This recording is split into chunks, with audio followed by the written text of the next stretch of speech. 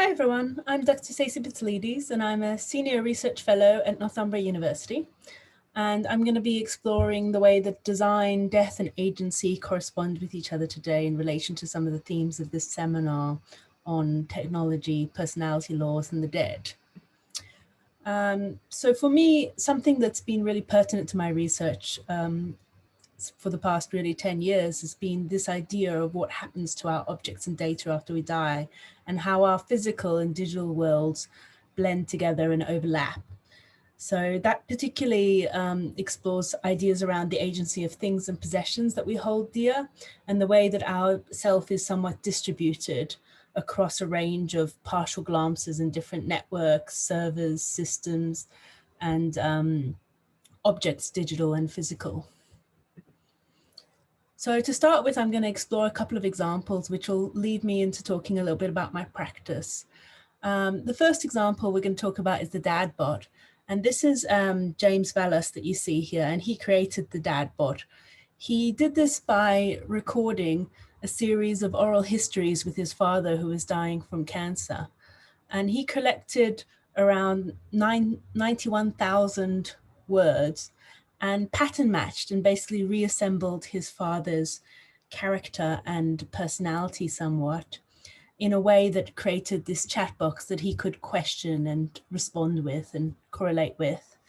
And I think this is a really interesting example because it's a memorial that uses his skills as a programmer and his ability to kind of craft as a kind of located action of care. So his talking and collecting these oral histories with his father is a way of spending time with him. And there's an appropriateness to then constructing or building the dad bot through his own experience and his expression of his bereavement, which would be very different if it were to be commercialized or made into a product whereby anyone could purchase or buy a dad bot. This is a very specific relationship that's been manifested through craft care and exploring the agency of the dead and remaking it in new ways, essentially. So I think that there's some questions that are raised around the agency of the dead, but also around the agency of non-humans. So the way that we construct non-humans and robots. This example from this Channel 4 series, Humans, is Odie, who is a synth, and he's an NHS carer, and he holds the memories of this character, George, and through that gains significance as an entity and agent in his own right. And so when he's glitching and he's needing to be replaced by the NHS team, there's a great bond that's kind of formed and explored there, which allows us to think about what the agency of things are in terms of our relationship to developing them through ideas of AI or reconstituting personalities based on code. So allowing us to think about the ethics behind that, but also simply our relationships to things that embody and look and relate to us as humans. In relation to that, quite recently, 6th of February 2020, there was a YouTube video that explored this encounter between a woman and her dead child that had been recreated by a Korean show called Meeting You, which allowed her to go into the VR space and interact with her child in ways. And this brings out questions of how the involvement of media, so a TV show, but also the kind of scripting. How do we script the dead? And what does it mean to script the dead? And who has the power and the agency within that relationship? And what does it mean for us as human beings to have those encounters, particularly the kind of poignant acts of care whereby she has these haptic sensors within her gloves that allow her, when she puts the child to bed at the end of the session, to kind of stroke her hair and get some feedback and feeling within that.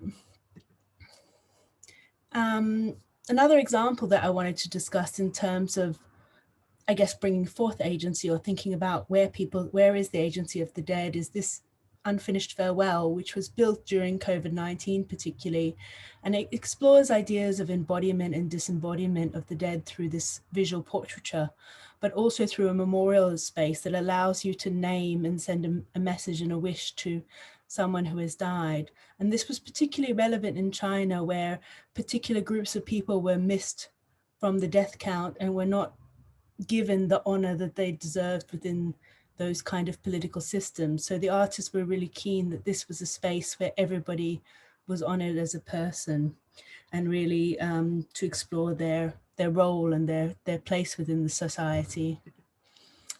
Within my own practice, I've explored this work is from 2016. So within this work, Love After Death, I've explored ideas of choice at the end of life and our relationship to things like legal documents that can be used within a performative practice to help people think about questions for the future of our bodies and digital technologies and networks. So this is a kind of fictional last will and testament that allows people to think about whether they would want things like a digital memorial tattoo or a kind of hologram that appears at anniversaries, and opens up those kind of speculative ethical questions behind that. As we've moved through into COVID-19, we've continued and grown this project into a project called Tickets for the Afterlife, which still explores questions of choice and agency at the end of life. So what do we want to happen to our bodies? How do we see bodies? Do bodies matter to us? But explores this through a digital interactive quiz space that allows you to select a ticket for the afterlife and playfully explores these concepts of memorialization, privacy, and kind of the affordances of what it means to live and to die, and how we want to be represented post-death. In relation to that, one of the new works that I've been developing is something called Donate Your Body, Bequeath Your Data, which has been commissioned by One Cell at a Time as part of the Human Cell Atlas research initiative. And this explores donation and kind of bodies in a different way. So it looks at organ donation, tissue donation, but also data donation, and particularly posthumous medical data donation, and asks people to use these little activities and tools, which are in a petri dish and a collection of figures, to explore what their identity is and how they link those ideas of donating posthumous medical records, human genome data, data from apps that track us, to kind of scientific research, and whether they can see that relationship between tissue, body, organ, and data donation. And these toolkits are being sent out to people to explore those ideas in order to develop an exhibition, which is going to be a virtual reality sort of journey that will explore ideas of donation and allow people to experience some of those things in a kind of conceptual way. So that's really what I wanted to do in terms of an introduction, just to help people understand a little bit about my practice and a little bit about where I'm coming from a theoretical perspective. Thanks so much for listening.